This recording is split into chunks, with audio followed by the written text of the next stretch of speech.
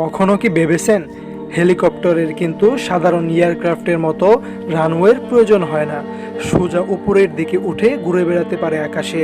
কিন্তু জানেন কি, এই ধারণার প্রথম সূত্রই আমরা পেয়েছিলাম ছোট্ট একটি পোকা থেকে, আর সেটি হচ্ছে ঘাসফড়িং। অবাক করার বিষয় হলো ঘাসফড়িং এর পাখা একই সাথে তিনটি দিকে শক্তি তৈরি করতে পারে, সামনে, পাশের দিকে ঘুরে এবং উপরের দিকে লিফট।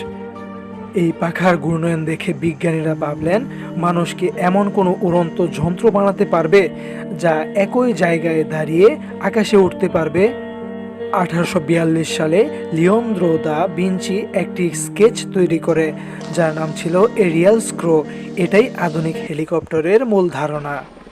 আমরা যখন আকাশে হেলিকপ্টার উড়তে দেখি, তখন অনেকের মনে এইরকম প্রশ্ন জেগে ওঠে যে হেলিকপ্টার কিভাবে আকাশে উড়ে। হেলিকপ্টারের